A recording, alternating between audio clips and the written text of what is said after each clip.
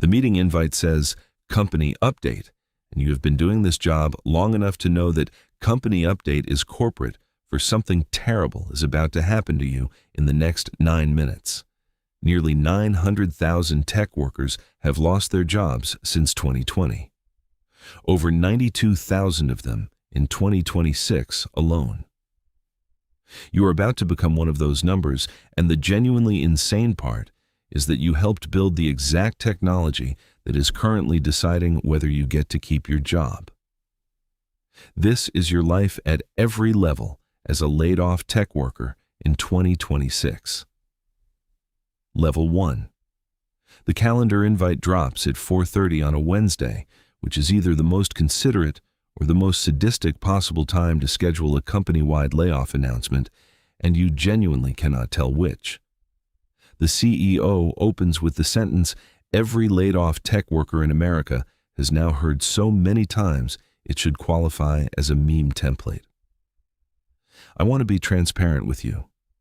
This sentence is never followed by transparency.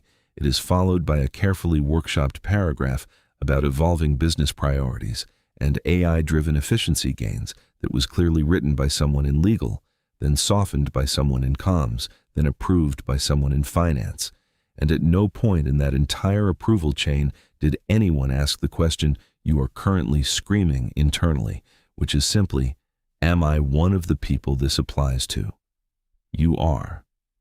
You find out not from the CEO, not from your manager, but from a Slack message that auto-revokes your access to 4 different tools mid-sentence while you are typing a question in the company-wide channel. Your cursor is still blinking in a message box that will never send. You have, somehow, just been laid off by software. Level 2. You open the severance letter expecting either devastating news or a number large enough to feel briefly, irrationally rich. It is neither. It is a number that sounds reasonable for exactly as long as it takes you to open a spreadsheet, plug in your actual monthly expenses, and watch a little progress bar in your head calculate exactly how many months of breathing room you have purchased. The answer is 4 months. You had budgeted mentally for 6.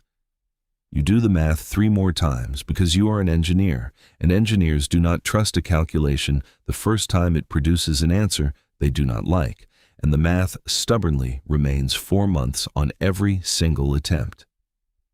You learn the specific vocabulary of this experience faster than you expected to. COBRA, severance multiplier, accelerated vesting cliff. These are words you now understand at a granular level that nobody should have to understand unless they specifically chose a career in human resources and you did not choose that career, the layoff chose it for you. Retroactively, as an unpaid certification you never asked to earn. Level 3. There is a specific genre of post that every laid-off tech worker eventually writes, and you have read approximately 400 of them in the past 6 months without ever expecting to write your own. You open a blank post. You type something honest. You delete it.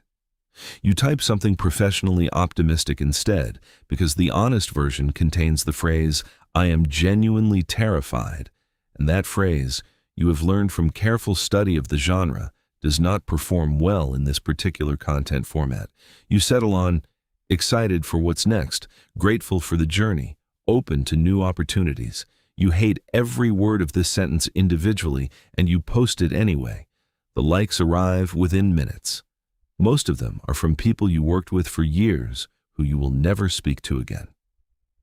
A handful are from recruiters who message you the exact same templated outreach they send to 400 other newly laid-off engineers this week, addressing you by a name that is almost, but not quite, your name. One comment says, their loss, with a fire emoji. You appreciate the sentiment. You do not structurally see how it helps. Level 4. This is the level where the genuine absurdity of 2026 reveals itself in full. You spend 3 hours rewriting your resume, not for a human, but for an algorithm whose exact preferences nobody has ever fully reverse engineered. despite an entire cottage industry of consultants who will charge you $200 to explain their best guess. You learn to mirror the exact keyword phrasing from the job description back into your own resume, a practice that feels less like professional communication and more like trying to guess a password that changes every time you apply somewhere new. You submit 400 applications across 18 months. 397 of them are rejected before a human being ever sees your name, processed by screening systems that evaluate your entire career in roughly the time it takes you to read this sentence. You start to develop a specific, dark sense of humor about this, because the alternative to humor, at this stage, is simply screaming. The exact technology you spent a decade building, the systems, the pipelines, the AI infrastructure your old company is now using to justify your layoff, is functionally the same category of technology currently deciding, in milliseconds, whether you deserve a callback. You built the gate. You are now standing outside it. Level 5. Someone asks what you do for a living at a dinner party, and you discover in real time that you do not have an answer that takes less than 90 uncomfortable seconds to deliver. For a decade, the answer to that question was simple. A title, a company name everyone recognized, a clean, socially digestible sentence that ended the conversation in a way that let everyone move on to talking about something else. Now the answer is a paragraph with a caveat in it. I was technically until recently, but the role got, the thing happened with AI, so right now I'm sort of between things exploring options. You watch the other person's face do the specific thing faces do when they have asked a simple question and received a complicated one. This is the part of the layoff that nobody warns you about in the articles about severance math and resume optimization. The job was never just the job. It was the answer to a question you get asked constantly by strangers, by family, by yourself, late at night, staring at a ceiling, wondering who you actually are underneath a job title that a company decided, with 30 days' notice, it no longer required. You do not have a clean answer to that question yet. You are not sure when you will. Level 6, you decide, somewhere around month 6, that you are going to be productive about this. You start a consulting business. You build a freelance dashboard tool that you are convinced 3 different former colleagues would pay for.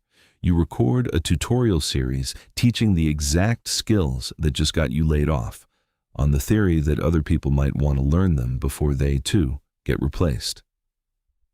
None of these things generate meaningful income. All of them generate the specific feeling of motion which your brain, starved of structure for the first time in a decade, desperately needs in order to not collapse entirely. You read 3 books about reinvention. You join a Slack community for laid-off tech workers that has, somehow, 11,000 members, which is either deeply comforting or deeply alarming depending on which hour of the day you check it. You start to notice a pattern in the group. Everyone is doing the same thing you are doing. Everyone is launching a course, a consultancy, a newsletter, a tool, in a market that has 11,000 other former engineers simultaneously launching the exact same category of thing into an economy that has fewer companies hiring than at any point in the last decade. You keep going anyway. Motion, you have decided, is better than the alternative. Level 7. A recruiter finally calls. A real human with a real role at a real company that you have actually heard of, and for the first time in months, you feel something that resembles the version of yourself who existed before all of this. You prepare obsessively.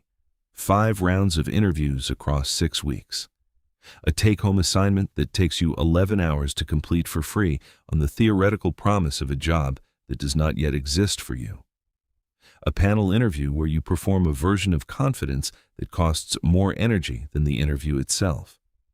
You feel, by the final round, genuinely good about it.